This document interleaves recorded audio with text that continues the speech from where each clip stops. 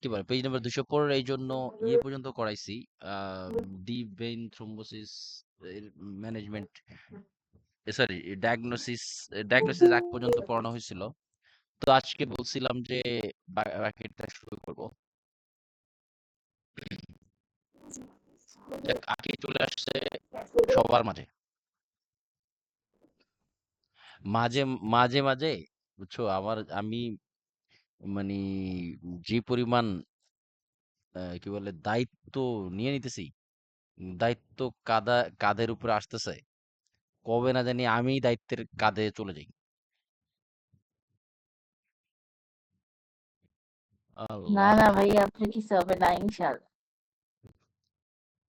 তুমি তো আসো খালি মানে কি বলে লিপস্টিক দিয়ে আর ছবি তুলো, এটাই কাজ।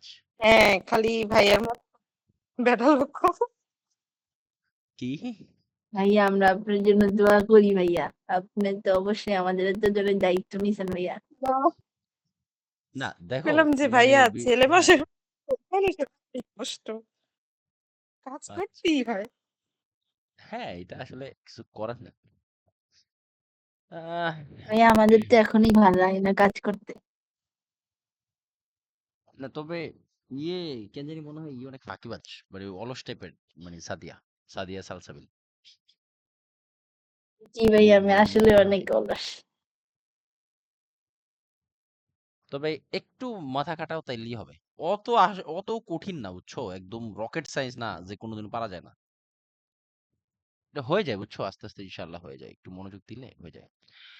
চলো আমরা গতকালকে যেখান থেকে পড়ছিলাম তারপর থেকে ডায়াগনোসিস থেকে একটু শুরু কি, পেজ নাম্বার 215। ডায়াগনোসিস মানে থ্রোম্বোফ্লেবিটিস ডায়াগনোসিস হলো ডপলার আর একটা হলো ডি ডাইমার। আচ্ছা, ডি ডাইমার সম্পর্কে একটু বলতে হবে। এই ডি ডাইমার এটা কি, এটা মূলত ক্লট ব্রেকডাউন হইলে একটা প্রোডাক্ট, এটা একটা ক্লট ব্রেকডাউন প্রোডাক্ট। এটা সাধারণত বাড়ে কখন, যখন ডিবিটি, পালমোনারি এম্বোলাই এবং ডিসিমিনেটেড ইন্ট্রাভাস্কুলার কোয়াগুলেশন হয়, তখনই এই ডি ডাইমারটা বাড়ে। এবং এটা normal range less than 0.5 mg per ml এটা থাকবে। ডি ডাইমারের normal range less than 0.5 mg per ml, ঠিক আছে। আর এই ডি ডাইমারটা যখন বেশি থাকে তখন এটা ডিবিটি ইন্ডিকেট করে। এবং ভেরি ইম্পর্ট্যান্ট, কেন ডিবেটের বাড়লে আমরা কি বুঝতে পারি, ডিভিটি মানে ক্লট, বডিতে কোথাও ক্লট আছে, সোজা কথা। ডি ডাইবার ডি ডাইবার ডি ডাইমার মানে বাড়া মানেই হলো বডিতে কোথাও ক্লট আছে। আর কিভাবে বুঝবো বাড়ছে, লেস দেন 0.5 mg নর্মাল, এর অ্যাবভ থাকলেই মানে হয় ডিভিটি নাহলে পালমোনারি এমবোলি অথবা ডিসেমিনেটেড ইন্টারভাস্কুলার কোয়াগুলেশন। শেষ। ম্যানেজমেন্ট কি, অ্যান্টিকোয়াগুলেন্ট থেরাপি, ঠিক আছে। পরের পেজেই আমরা সেটা পাবো।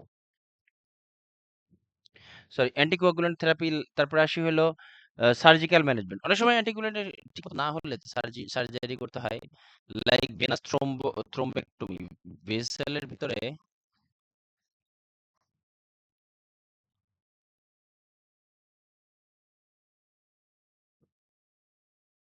এই যে দেখো, elevated D dimer seen with pulmonary emboli, deep vein thrombosis, disseminated intravascular coagulation. Pulmonary emboli তো চ্যাপ্টারে আমরা অলরেডি না, এই যে এখন একটু পরে পড়বো পালমোনারি এম্বোলাই। আর ডিপ ভেইন থ্রোম্বোসিস অলরেডি পড়ছি। ডিসেমিনেটেড ইন্টারভাস্কুলার কোয়াগুলেশন এটা তোমার ইয়েতে দেখা যায়, ম্যাটারনিটিতে দেখা যায়। এই ডিসেমিনেটেড ইন্টারভাস্কুলার কোয়াগুলেশনটা অনেকটা তোমার যখন আমাদের উম, এক জায়গায় ব্লিডিং কে বন্ধ করতে সকল প্লাটেলেট খরচ হয়ে যাবে, এটাই হলো ডিআইসি। এটা পড়বো আমরা।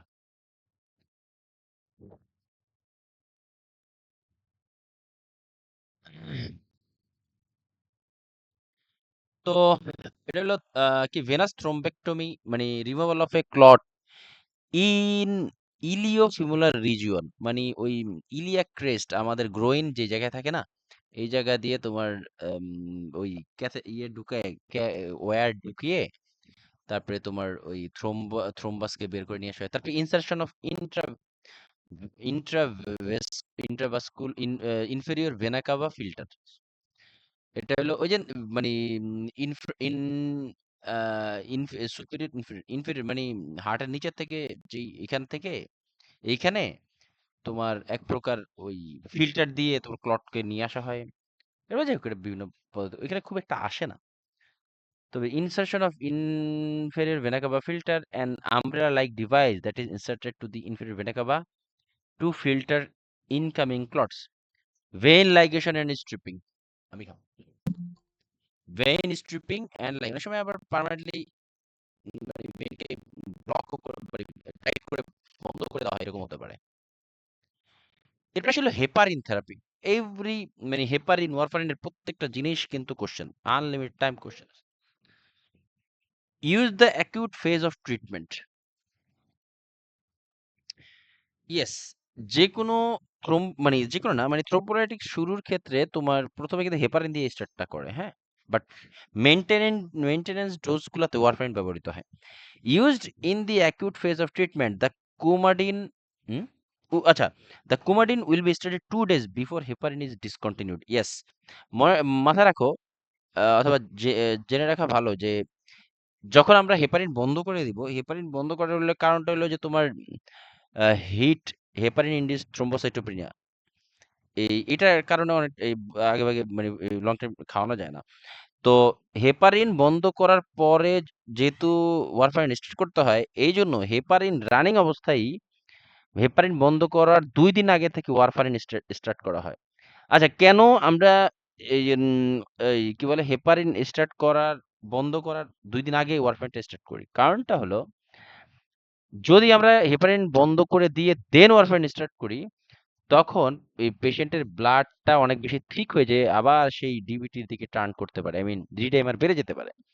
এটাকে প্রিভেন্ট করার জন্য পেশেন্টের এই ব্লাডের যে কনসিস্টেন্সি বা ঘনত্ব এটা যাতে ঠিক থাকে, মানে এটা যাতে এই হেপারিন বন্ধ হওয়ার ফলে কোনো ইয়ে না হয়, মানে ইমব্যালেন্স না হয়, সেটাকে মেনটেন করার জন্য মূলত হেপারিন বন্ধ হওয়ার 2 দিন আগে থেকেই ওয়ারফারিন স্টার্ট করে দেওয়া হয়। It blocks conversion of prothrombin to thrombin and reduce the extension of thrombus, যেটা আমরা অলরেডি শুনে ফেলেছি অ্যান্টিকোয়াগুলেন্ট হিসেবে ব্যবহৃত হয়। তারপরে আইভি হেপারিন, এটা কিভাবে কি করা হয় এটা একটু দেখি। আচ্ছা, ইন্ট্রাভেনাসলি হেপারিনটা কেন দেওয়া হয় জানো? কারণ এটা ইমিডিয়েট অ্যাকশন করে। আচ্ছা, heparin infused by a pump and its dosage is adjusted based on the PTT level, মানে প্রোথ্রম্বিন টাইম উপরে ভিত্তি করে কিন্তু এই ডোজটা ঠিক করা হয়, which is often every 6 hours, এটা প্রায় 6 ঘন্টার পর পর করা হয় আর কি। নর্মাল নর্মাল হেপারিন ইজ 25 থেকে 35। আমাদের এখন যদি যে কেউ আমরা মাপি মানে হেপারিন চেক করি, আমাদের প্রত্যেকের দেখা যাবে 25 থেকে 35, কিন্তু এটা হেপারিন দেওয়ার পর এটা 1.5 থেকে 2 গুণ বাড়বে। ঠিক আছে, 1.5 থেকে 2 গুণ যদি বলা হয় তাহলে এটা 25 আছে তো এটা 60 থেকে 70 হ্যাঁ 60 থেকে 70 বা 50 থেকে 70 তিন পর্যন্ত, পঁচিশে 75 1.5 থেকে 2 গুণ, 3 গুণ তো বলিনি, 1.5 থেকে 2 গুণ বাড়ে, হ্যাঁ 1.5 থেকে 2 গুণ। তবে কিছু কন্ডিশন একটু ব্যতিক্রমও আছে, 3 গুণও বাড়তে 3 গুণের প্রয়োজন পড়ে, সেটা এইখানে না, সেটা বলবো নি। তোমার যেটা বলতে চাচ্ছিলাম, হেপারিন দেওয়ার ফলে 25 আছে, 25-এর 1.5 গুণ কত হয় এটা হিসাব করো, অথবা এরপরে আবার 2 দিয়ে যদি চিন্তা করো 50, আবার 35-এর 1.5 গুণ কত হিসাব করলেই হবে, আর 35-এর ডাবল হলো 70। এই হেপারিন দেওয়ার পরে যদি এই হেপার কি বলে পিটিটি টাইম 70 সেকেন্ড 70-এর বেশি যায়, তাহলে হাই রিস্ক ফর ব্লিডিং, এটা important. Patient if PTT is high, if PTT is high এর মানে হলো হেপারিন বেশি পড়তেছে এবং ইনক্রিজ ব্লিডিং রিস্ক, ঠিক আছে। আর যদি পিটিটি ইজ লো তাহলে কিন্তু ইনক্রিজ রিস্ক অফ ক্লট, তাহলে কি করতে হবে, হেপারিনের ডোজ বাড়াইতে হবে। জিনিসটা আবার বলি একটু খেয়াল করো, নর্মাল রেঞ্জ হলো 25 থেকে 35, এটা পিটিটি হেপারিন খেলে এটা 1.5 থেকে 2 গুণ বেড়ে যাবে, মানে যেভাবেই হোক এটা যদি 70-এর বেশি যায়, আই রিপিট পেশেন্টের পিটিটি যদি 70 এর বেশি যায় তখন হাই রিস্ক অফ ব্লিডিং। তাহলে আমরা কি করব? পিটি হেপারিনের ডোজ কমাবো। এই জন্য এটা 6 ঘন্টা পর পর প্রায় পিরিয়ডিক্যালি চেঞ্জ করা হয়। এবার আসে হলো দেখি কোন স্লাইড বাকি আছে কিনা। ও এখানে একই জিনিস। হেপারিন পিটিটি হলো 25 থেকে 35 সেকেন্ডের পিটি আর ওয়ারফারিনের চেক করতে হয় কিন্তু পিটিআইএনআর, আর হেপারিনের চেক করতে হয় পিটিটি। এটাও কিন্তু কোশ্চেন আসে। নরমাল ওয়ারফারিনের ক্ষেত্রে হইলো 12 থেকে 13 সেকেন্ড, এটারও 1.5 থেকে 2 গুণ। না কি একটা কন্ডিশন এক্স্যাক্টলি আমার মনে আসতেছে না কেন, কি একটা কন্ডিশন জানি 3 গুণ পর্যন্ত নরমাল।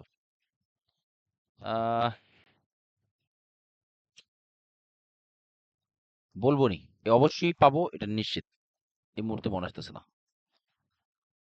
আর ভাইয়া আমরা হ্যাঁ বলো তো ফারহানা, মনে আছে? 70 বেশি হলে তো হচ্ছে হাই রিস্ক থাকে ব্লিডিং এর, আর 70 কম হলে কি ব্লাড ক্লট হবে? 17 বুঝি নেই কি বললা রুনা? যদি 70 এর বেশি হয় তাহলে তো হাই রিস্ক অফ পিটিটি। 70 এর বেশি হলে তো হাই রিস্ক অফ ব্লিডিং, হ্যাঁ কিন্তু তাহলে যদি আমরা 70 এর কম হয় তাহলে কি ব্লাড ক্লট হবে? না, ব্লাড বিষয়টা কতর কম হইলে দেখো, আমরা নরমালি আমাদের নরমাল পিটিটি হলো কত 25 থেকে 35, সেটা হলো নরমাল। এখন হেপারিন দেওয়ার পরে এটা 1.5 থেকে 2 গুণ বাড়বে। তুমি যদি 25 কে 1.5 গুণ বাড়াই 1.5 গুণ 25 কে 1.5 গুণ 25 এর 1.5 গুণ কত? 35। হেপারিন দেওয়ার পর 62 হবে। কত? 1.5 গুণ বাড়লে 62 হবে, 62.5। এই, কি বলতেছো না বলতেছো? সর্বনিম্ন রেঞ্জ আছে তাহলে কি 25। আরো 1.5 যোগছে নাকি? 25 এর 1.5 কত? 25 একটু আরে গুণ ভাই করলেই তো হয়। 60 বুঝি নাই ফারহানা কি? মানে ও বুঝতেছে না, ও হিসাবটা ওই যে 2-1 কম তো ওইটা গোলমাল করতেছে। তো আচ্ছা আমি তোমাকে বলি, হ্যাঁ বলো। যদি কোনো পেশেন্ট হেপারিন পায়, সে তার ক্ষেত্রে মানে ইয়ের লেভেল হচ্ছে 1.5 থেকে 2 গুণ বেশি থাকে। এখন ও বলতেছে 1.5 থেকে 2 গুণের মানটা কত, ওইটা তুমি এভারেজে 60 থেকে 70 ধরবা। হ্যাঁ এভারেজে তুমি 60 থেকে 70 ধরতে পারো, রাইট। যদি তোমার 60 এর হ্যাঁ রাইট, আমরা এভাবেই তো বলছিলাম না আগের বার, পারে না? 60 থেকে হ্যাঁ 70। ভাই আপনি যেটা বলছেন ও ওইটাই বলছে। ও বলছে যে যদি বেশি থাকে তাহলে কি হাই রিস্ক অফ ব্লিডিং, আর কম হ্যাঁ, থাকলে ক্লটিং ফ্যাক্টর, এটাই ইয়েস। বলছে ও। ও আচ্ছা আচ্ছা, তাহলে আমি ভুল বুঝছি অবশ্যই। আচ্ছা যদি হেপারিন দেওয়ার পরেও পেশেন্টের পিটিটি 50 থাকে তাহলে আমরা কি বুঝবো?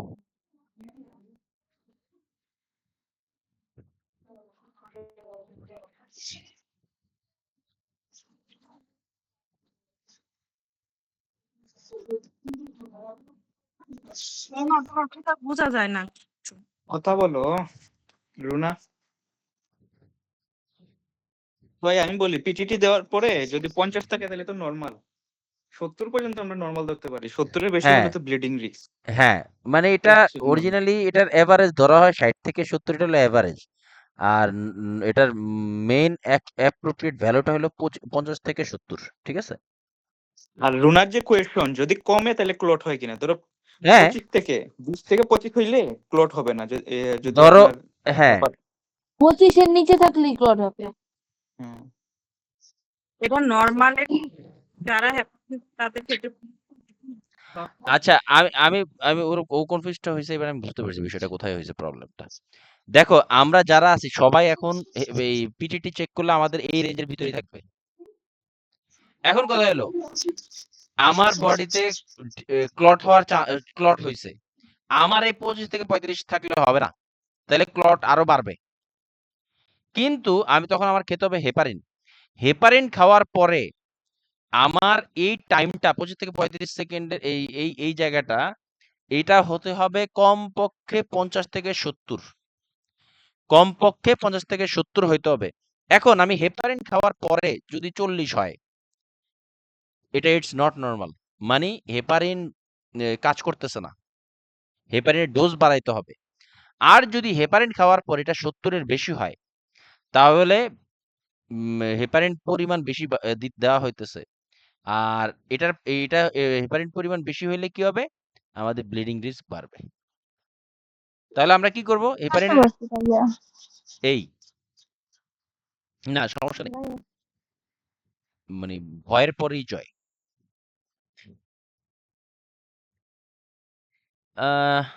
এবার আসি হলো সাবকিউটেনাস। সাবকিউটেনাস দেওয়া হয়, এটা হলো 26 থেকে 27 বা 27.5, সরি 26 থেকে 27 গজ, 1.5 থেকে 5/8 ইঞ্চি নিডেল দিয়ে দেওয়া হয়। Insert middle at 90 degree, sorry insert needle at 90 degree. Avoid injecting within 2 inch of umbilicus. Yes, এই যে এই লাইনটা থেকে অনেকবার কোশ্চেন পেয়েছি। ইনজেকশন ইয়ের আম্বিলিকাসের 2 ইঞ্চির ভিতরে দেওয়া যাবে না, হ্যাঁ। Don't aspirate to check for blood return, এটা এর আগেও বলেছিলাম। ওই ইয়েতে তোমার, দাঁড়াও, নাই ভিডিওটা নাই, তোমার হেপারের যে সিরিঞ্জের ভিতরে একটু হাওয়া ঢোকানো থাকে, এটা কখনো বের করা যাবে না, ঠিক আছে। তারপরে আসি হলো যে তোমার apply gentle pressure after removal of needle and avoid massage, ঠিক আছে। তো একটু সাইট গুলো দেখি কোথায় কোথায়, আমরা জানি এগুলো বেশিরভাগই এই যে এই জায়গাগুলো, নাভির আশেপাশে, থাইয়ে, ব্যাক অফ দি তোমার কি বলে ওয়েস্ট, এগুলোতে দেওয়া হয়। আচ্ছা, এবার কথা হলো, আমরা তো বলছি যে 90 ডিগ্রি অ্যাঙ্গেলে দিব হেপারিন, কিন্তু যারা শুকনা তাদের ক্ষেত্রে কি করব? তাদের ক্ষেত্রে দেওয়া হলো এই নাই 45 ডিগ্রি। 45 ডিগ্রি। হ্যাঁ, যারা তোমার ক্যাচেক্সিয়া বলে এটাকে, হ্যাঁ, শুকায় কাঠ হয়ে যাওয়া, ক্যাচেক্সিয়া মিন্স শুকিয়ে কাঠ হয়ে যাওয়া। এটা সাধারণত ক্যান্সার এবং এইচআইভি পেশেন্টদের ক্ষেত্রে দেখা যায়, ক্যান্সারের থেকে বেশি দেখা যায়। তাদের তো মাসেলের লেয়ার কম, অথবা তোমার ফ্যাটের লেয়ার তো নাই বললেই চলে, এই জন্য তাদেরকে 45 ডিগ্রি অ্যাঙ্গেলে দিতে হয়, এটাও কোশ্চেনে পাওয়া যায়। যদি পেশেন্ট ক্যাচেক্সিক হয় তাহলে 45 ডিগ্রি। এবার আসি হলো সাইড এফেক্ট কি? একাইমোসিস, তারপরে হেমাচুরিয়া, তারপরে এপিস্টাক্সিস। যদি বেশি হয়ে যায় তখন এই ইউরিনের সাথে ব্লিডিং হয়, নাক দিয়ে রক্ত পড়তে পারে। Tissue irritation and sloughing, cyanosis, thrombocytopenia, reversible alopecia. আরেকটা ওই যে আমরা অলরেডি বলছি হেপারিন ইনডিউসড থ্রোম্বোসাইটোপেনিয়া, এই হেপারিন এর একটা প্রবলেম হলো এটা হেপারিন ইনডিউসড থ্রোম্বোসাইটোপেনিয়া করে, হ্যাঁ, এটা এর আগে বলা হয়েছিল। এটা এই হেপারিন ইনডিউসড থ্রোম্বোসাইটোপেনিয়া, এটা হলো যে তোমার যদি প্লাটিলেট লেভেল লেস দেন 1 লাখের নিচে চলে যায়, তখন এটা 1 লাখের নিচে চলে গেলে তবে খুব একটা প্রবলেম, এটা ঠিক না হওয়ার চান্স। ভাইয়া, প্লাটলেট হ্যালো,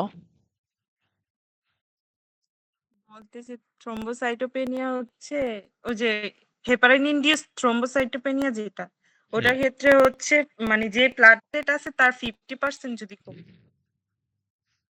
না ওটা তো আমরা তো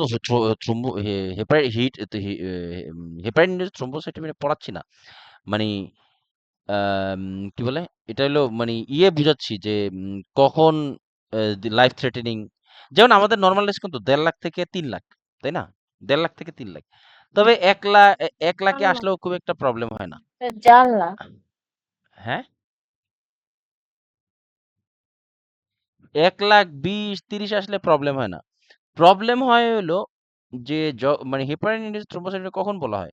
হেপারিন মানে হেপারিন দেয়ার পরে যখন তার 50% কমে যায়, তখন হলো হেপারিন ইনডিউসড থ্রোম্বোসাইটোপেনিয়া। কিন্তু ওই যে 1 লাখের নিচে যখন নামে, এটাকে আমরা টেম্পোরারিলি ধরে রাখি। আর 40 মেইন প্রবলেমটা হলো 40 এর নিচে, এটার আমি কোশ্চেন পাইছি। 40 এর নিচে যদি কোনো কারণে তোমার এই প্লাটিলেট কাউন্ট কমে যায়, তখন এটা কনসার্নিং। এবং এই ক্ষেত্রে তোমার আম, কি বলে ইন্টারনাল ব্লিডিং শুরু হয় ম্যাসিভ আকারে, হ্যাঁ। ভাইয়া নর্মাল 1.5 থেকে 4.5 লাখ। বুঝি নাই। 20,000-এর নিচে না গেলে ব্লিডিং শুরু হয়, ইন্টারনাল ব্লিডিং। ইন্টারনাল ব্লিডিং 20,000-এর নিচে, বাট মানে 40 এর নিচে মানে কনসার্নিং, মানে কনসার্ন হইতে পারি আমরা। তবে 90,000 80,000-এ কোনো খুব একটা আহামরি প্রবলেম হয় না, আমি নিজেও দেখছি। তবে কোশ্চেনে আমি পাইছি ভাই আমার 20,000 ডেঙ্গু হয়ে 43,000 হয়ে গেছিল। কার? কিছু হয় নাই ভাইয়া আমার। কি বলো? ব্যাঙের আবার সর্দি? এরকমই আসলে বুঝছো? যারা আসলে জীবনে সুখের মানে সাগরে হাবুডুবু ভাইয়া আমি খায় এরকম একটা হসপিটালে ভর্তি ছিলাম ভাইয়া ভাইয়া ও দুঃখ প্রকাশ করতেছে আর আপনি করে বলতেছেন। না, না মানে কি বলে? ওই যে না ব্যাঙের সর্দি হয় কিভাবে? এইটা বলো। না ইনশাআল্লাহ এত মানে কি বলে তুমি তো তোমার বাবা ইয়ে করতো তো আওয়ামী লীগ করতো তো সেই হিসেবে তোমার ইনশাআল্লাহ হবে না। আপা না সব ভাইয়া এমন আমার না দোয়া করতেছে আপা। 43,000। ভাই আমার 43,000 হয়েছিল, পরে ভাইয়া বাড়া শুরু করছে। হ্যাঁ, এটা আসলে ইমিউনিটি এত ডাউনও না। বুঝছো? মশা আর কি করবে? তবে আল্লাহ ভালো রাখুক। আওয়ামী লীগ আওয়ামী লীগের ইমিউনিটি তো হ্যাঁ, আওয়ামী লীগের ইমিউনিটি আসলে বিষয়টা এরকম। ভাইয়া আমি আওয়ামী লীগ। থাক এটা ইউটিউবে থাকবে পরে তোমার পাইলে আমার মানে দেশে আমি থাকতেই পারবো না আর কোনো না অনেক ভালো সবাই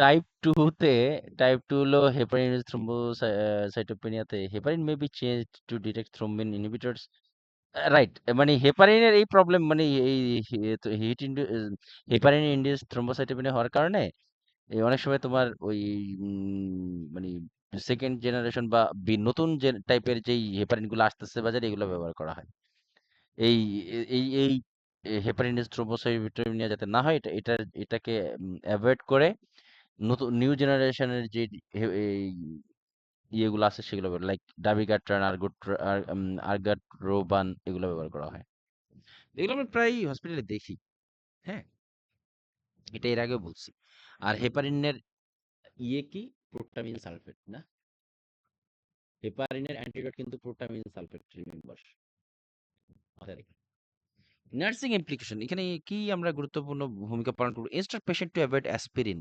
অ্যান্টিকোগুলেন্টস cough preparations containing glyceryl guaiacolate এগুলা আমরা অ্যাভয়েড করতে বলবো কারণ একে তো হেপারিন চলতেছে এর ভিতরে যদি অ্যাসপিরিন চলে অ্যান্টিকোগুলেন্ট চলে এটা আরো বেশি ব্লিডিং এর রিস্ক বাড়ায় দেবে gate permission from medical doctor to use over the counter drug কশাস use herbal preparation yes অনেকে আছে যে তোমার বিভিন্ন জড়িবুটি খায় মানে বিভিন্ন হাবিজাবি কবিরাজি ঔষধ ওষুধ খায় এটাকে সংক্ষেপে 4G বলা হয় 4G চারটা জি জি একত্রে হেপারিন চলতেছে এই চারটা জি কখনোই একসাথে খাওয়া যাবে না garlic ginger ginseng ginkgo garlic ginger ginseng ginkgo এই চারটা জি থাকবেই হেপারিন দিছে কোন খাওয়া যাবে না এই চারটার ভিতরে দুইটাও পাইতে পারো একটাও পাইতে পারো মাস্ট দেই ওরা কোশ্চেনে সবসময় দেখছি এটাকে সংক্ষেপে 4G বলা হয় হ্যাঁ herbal products with risk of bleeding like 4Gs plus 3 more 4G হলো কি গার্লিক রসুন আদা জিনসেং হলো একটা মানে গাছের শিকড় আছে এদিকে আরে রোডে ক্যানভাসাররা বিক্রি করতো আমি দেখতাম আগে তারপরে জিঙ্কো এই জিনসেং জিঙ্কো এগুলো হলো গাছের মূল শিকড় মিকড় এগুলো আর কি এই চারটা জিনিস কখনো এগুলোর সাথে যাবে না। তারপরে স পালমেটো এই স পালমেটো বিপিএইচ এ খুবই ব্যবহৃত তাই না পারে না স পালমেটো বিনাইন প্রোস্টেটিক জি জি হাইপারপ্লেসিয়া যাদের প্রোস্টেট বড় হয়ে যায় তাদের ক্ষেত্রে স পালমেটো ব্যবহার করা হয় এগুলা এগুলো সত্যি কথা বলতে এগুলো একটা আমাদের দেশে পাওয়া যায় না একটু আমি যদি অনেস্টলি বলবো যদি একটু দেখতে চাও কাইন্ডলি জিনসেং জিঙ্কো স পালমেটো ফিভার ফিউ ডংকুয়াই এগুলি সব চায়নার আমি বেশি দেখছি জিঙ্কো এই ডোংকুয়াই এগুলা বেশি চাইনিজ মানে চাইনিজ কবিরাজি টাইপের বুঝছো এগুলো একটু কাইন্ডলি দেখো তাহলে মনে থাকবে জিনিসটা আর এই চারটা জি তো মাস্ট 4G তো মাস্ট আর স পালমেটো রিমেম্বার মাস্ট মনে রাখবা এটা বিপিএইচ এ কন্টেন্ট সরি বিপিএইচ এর ওষুধ হিসেবে কাজ করে ভালো এবং খুব ভালো ওষুধ কি আনবে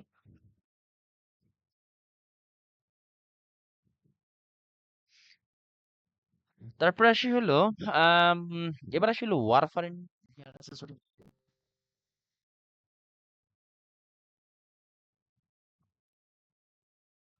জিঙ্কো আসলে এরকমই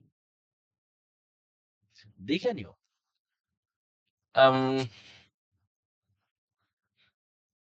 তো হেপারিন সম্পর্কে আরেকটু জানি যে হেপারিন কিভাবে কাজ করে। এটা প্রোথ্রম্বিন থেকে থ্রম্বিনে যে কনভার্ট হয় ক্লটিং এর জন্য এটাকে ইনহিবিট করে। আর ওয়ারফারিন কি করে, ভাইটামিন কে সিনথেসিসটাকে প্রিভেন্ট করে। আর আমাদের ভাইটামিন কে কিন্তু ব্লাড ক্লটিং এর জন্য ভাইটাল একটা এলিমেন্ট।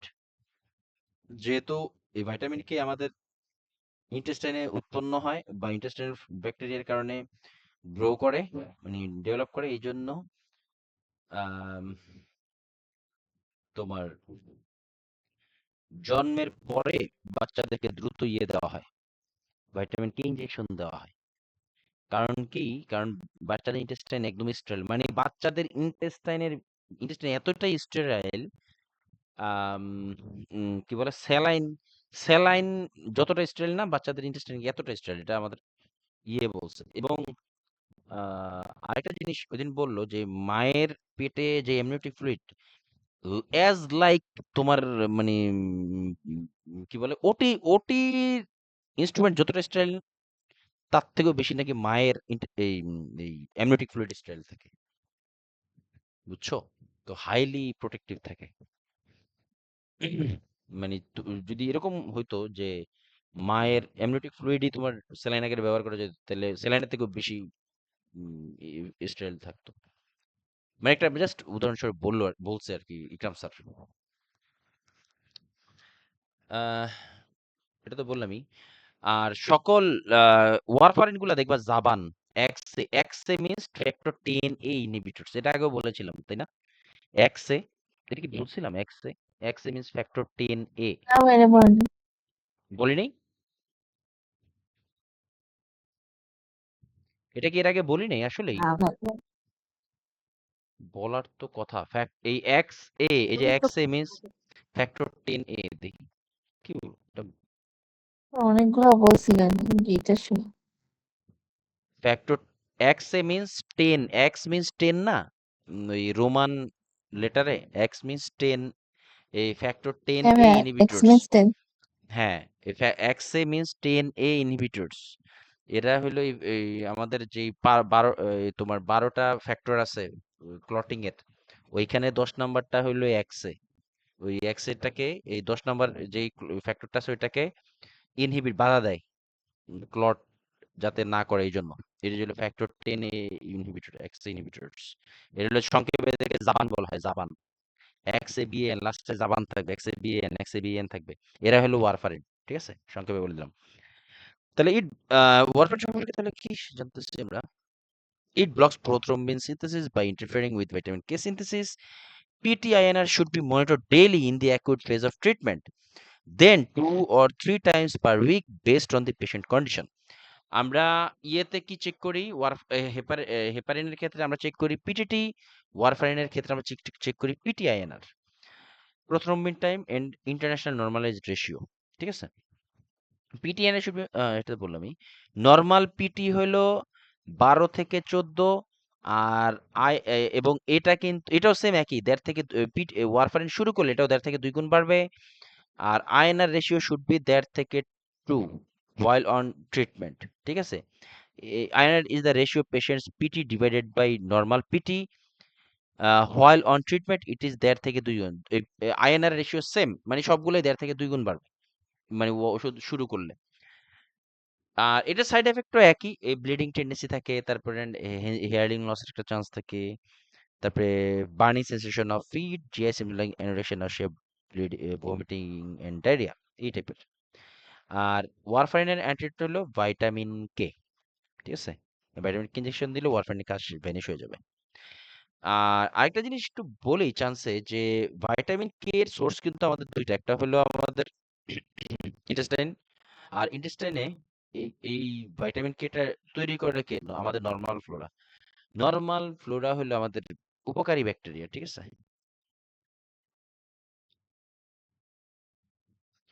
আর একটু যাওয়ার আগে আমাদের এই ওয়ারফারিন সম্পর্কে আরেকটু কিছু পজিটিভ কথাবার্তা বলে দিই।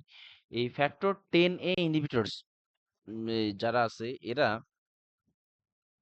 যে অ্যাডভান্টেজ, এগুলো খুব দ্রুত কাজ করে এবং with less need of bridging like heparin with coumarin.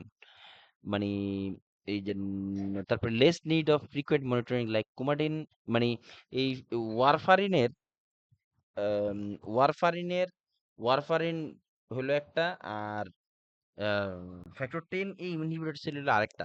Factor 10 ওয়ারফারিনের চেয়ে ফ্যাক্টর 10 এটা বেশি ব্যবহার করা হয়, তাই না হসপিটালে এখন? ইয়ে তকির, লাইক জাবান এই ড্রাগগুলো অনেক ব্যবহার হয় না ওয়ারফারিন থেকেও? হ্যাঁ, এপিক জাবান। হ্যাঁ হ্যাঁ, আমাদের এখানে জাবান। এপিক জাবান ইউজ করা হয়। জাপানটা ইউজ করে না, আমিও ওয়ারফারিন খুব একটা আমি এখন দেখি না। তবে ওয়ারফারিন আগে খুবই ব্যবহার করা হতো, তবে ওয়ারফারিন মানে যত আপডেট আসতেছে আর কি, হ্যাঁ, এই জাবানটা খুবই ব্যবহৃত হয়, এটাকে ফ্যাক্টর 10 ইনহিবিটরস বলে। এটা ব্যবহার করে হলো ওয়ারফারিনের মতো কিছু কিছু, ওই যে ওয়ারফারিনটা তো তোমার ওয়ারফারিন কিন্তু হুট করে স্টার্ট করা যায় না। ওয়ারফারিনটা কখন স্টার্ট করে? হেপারিন বন্ধের 2 দিন আগে থেকে ওয়ারফারিন স্টার্ট করে। এই ভেজাল টেজাল এগুলাতে অ্যাভয়েড করার জন্য ডাইরেক্ট তোমার এই ফ্যাক্টর 10 ইনহিবিটর শুরু করে দেয়, হ্যাঁ।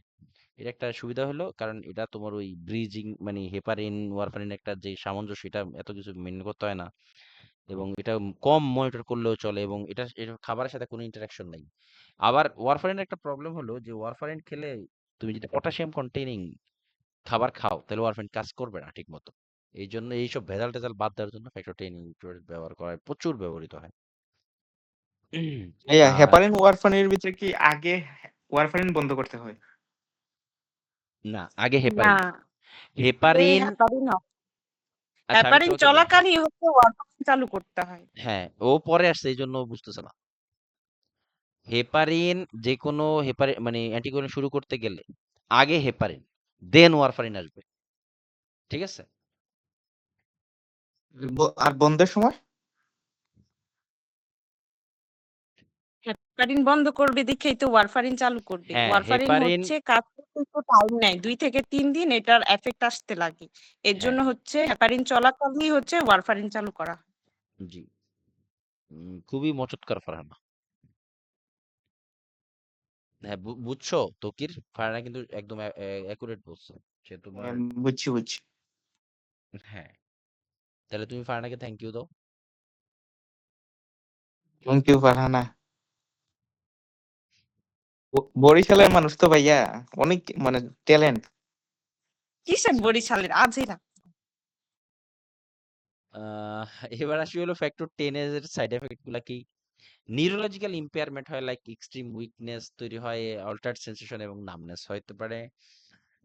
আহ, তারপরে আসি হলো ভাইটামিন কে, এটা একটু বলি এবং এটা মাথায় রাখবে, এটা ইয়েতে ম্যাটারনিটিতে অনেকবার বলি আমরা, অলরেডি ওই পর্যন্ত যাওয়ার আগে হয়ে যাবে তোমাদের। Vitamin K produced from intestinal bacteria, yes. Vitamin K কিন্তু তোমার আমাদের ইন্টেস্টাইনে তৈরি হয়, মানে ইন্টেস্টাইনে যে নর্মাল ফ্লোরা, আচ্ছা নর্মাল ফ্লোরা হলো গুড ব্যাকটেরিয়া, আমাদের বডিতে প্রচুর ব্যাকটেরিয়া আছে, বাট আমরা কিন্তু আক্রান্ত হই না। এরাই আমাদের বিশেষ করে আমাদের ইন্টেস্টাইনাল গাট বা গাট হেলথ মেনটেন করে, প্রোবায়োটিক যেগুলাকে বলা হয় আর কি, হ্যাঁ। এটার বাণিজ্যিক নেম হলো প্রোবায়োটিক, আর মেডিকেল ভাষায় আমরা আম, কি বলে নর্মাল ফ্লোরা বলি, হ্যাঁ। ড্রাগও আছে একটা প্রোবায়োটিক ড্রাগ। হ্যাঁ, প্রোবায়োটিক ড্রাগ আছে যেগুলো আমাদের গাট হেলথ উন্নত করতে সাহায্য করে, গাট হেলথ, বিভিন্ন জিনিস খাবার অ্যাবজর্পশন মেটাবলিজমে খুবই কাজে দেয় এই ভাইটামিন। ভাইটামিন কে তো কাজে দেয় না এই মানে নর্মাল ফ্লোরা গুলা। এইখান থেকে আসে K2, আর K1টা আসে আমরা খাবার থেকে যেটা পাই, বিশেষ করে তোমার রেড মিট, লিভার, এগুলা থেকে ভিটামিন কেটা পাই, হ্যাঁ, ডেইলি ফুড আইটেম যেগুলো এগুলা থেকে। তো আর আছে কিছু না। আচ্ছা, আরেকটা জিনিস চান্সে একটু পরেই বলে দিই, সমস্যা নেই এটা। তারপরে আসলে নার্সিং ইমপ্লিকেশনস, আর আমরা অলরেডি বলেছিলাম যে ওয়ারফারিন অ্যান্টিডোট হলো ভাইটামিন কে, এগুলো পইরো এবং ওই লিস্ট আকারে পইরো কাজে দিবে, আসে। Nursing implications: monitor patient for bleeding tendency. Bleeding precaution like soft toothbrush, avoid floss, etc. দাঁত খুবই সেন্সিটিভ জায়গা, এবং অল্প একটু ইয়ে খেলেই দাঁত থেকে ব্লিডিং হয়, আর এই ওষুধ খাওয়া অবস্থায় যদি ব্লিডিং হয় এটা কন্ট্রোল করা আরো tough. Instruct patient to avoid sudden increase of vitamin K rich food. Yes, vitamin K rich খাবার জন্য বেশি না খায়। General instructions and discharge teaching for the vein thrombosis. Instruct to avoid prolonged standing, sitting, crossing legs at knee, smoking, prolonged lying, etc. Avoid নি gatching. নি গ্যাচিং পায়ের উপরে পা তুলে বসা আর কি, বুঝছো? লক করে বসা যেটা বলে। তারপরে এর ফলে কি হয় যে পা আটকে যায় না, পা আটকে একটার পর একটা দিয়ে বসলে ওই সার্কুলেশনটা কমে যায়, তখন আবার এরকম। আর মেইনটেইন হাইড্রেশন। তারপরে হলো dorsiflexion is a good exercise. Dorsiflexion means পায়ের ইয়েটা উঁচা নাম আর উঠানো নামানো এরকম করা। Swimming is a very good exercise. Yes, swimming খুবই চমৎকার এক্সারসাইজ। হ্যাঁ, ক্রসিং লেগ এর নিড। ক্রসিং নি গ্যাচিং, নি ক্রসিং লেগ হলো পায়ে নি গ্যাচিং মানে নি গ্যাচিং বলতে বেন্ডিং দা নি, মানে পা ভাঁজ করে বসা। যেমন আমরা ওই যে আত্মাহিয়াতু পড়ি যেভাবে, মানে ওইটা হলো নি গ্যাচিং। আর লেগ ক্রসিং হলো পায়ের উপরে পা তুলে বসা, মানে মহিলারা যেভাবে পায়ের উপরে পা দেয় না ওইভাবে। ওটা হলো নি ক্রসিং লেগস। আর নি গ্যাচিং হলো নামাজের সময় আত্মাহিয়াতু পড়ে যেভাবে না, যে পজিশন, ওইটা বসে বসে যেটা পড়ে। আরেকটা জিনিস কোশ্চেন পাওয়া গেছিল যেটা হলো most antibiotics can increase effect of warfarin, antibiotics can decrease the yes, administered antibiotic can destroy the vitamin K due to destruction of the normal flora with increased risk of bleeding. Yes, very good. তো চমৎকার একটা information মনে হয়েছে এবার। দেখবা antibiotic খেলে পেট খারাপ হয়, নেক্সট টাইম খেয়াল করো। জি ভাইয়া। কারণ কি জানো, অ্যান্টিবায়োটিক কি করে ইন্টেস্টাইনের সকল ইয়ে যা আছে মানে ব্যাকটেরিয়াকে মেরে ফেলে, ভালো হোক খারাপ হোক দুইটাই। আর নরমাল ফ্লোরা আমাদের কি করে, ভিটামিন কে প্রোডাকশনে সাহায্য করে, তাই না? এন্ড নরমাল ভালো ফ্লোরাই মারা যায়, তাহলে ব্যাকটেরিয়া। ভিটামিন কে তাহলে করতে হবে, এই জন্য ব্লিডিং রিস্কও হাই থাকে, ওয়ারফারিনের লেভেল বাড়ায় দেয়। ক্লিয়ার? এভাবে মাথায় রাখবা, এটা কোশ্চেন অনেকবার পাইছি, বিভিন্ন জায়গায় পাওয়া যায়। ভাইয়া ওই দিন কোশ্চেনে দেখলাম ওয়ারফারিনের সাথে ও অ্যাসপিরিন দেওয়া যাবে না, ফেনেক্সা দেওয়া যাবে না। হ্যাঁ অবশ্যই, এগুলো দুইটাই তো তোমার ব্লিডিং মানে রিস্ক বাড়ায় দেয়। আরেকটা আছে যে ফিনাটোইন আছে না, ফিনাটোইন, ফিনোটোইন হ্যাঁ, কন্ট্রাইন্ডিকেটেড বলবে না। ওয়ারফারিন। হ্যাঁ লিখে রাখতে পারো এটা, হ্যাঁ এটা কোশ্চেনে পাওয়া যায়, এটা আসছে এখানে, আছে কিনা আমি জানি না কোশ্চেনে। অ্যাসপিরিন, আইবুপ্রোফেন আর ওই যে আরেকটা হার্বাল যেগুলো আছে 4G। হ্যাঁ 4G, তারপরে তোমার ফিনাটোইন, রাইট ফিনাটোইন, আরেকটা জানি কি আছে,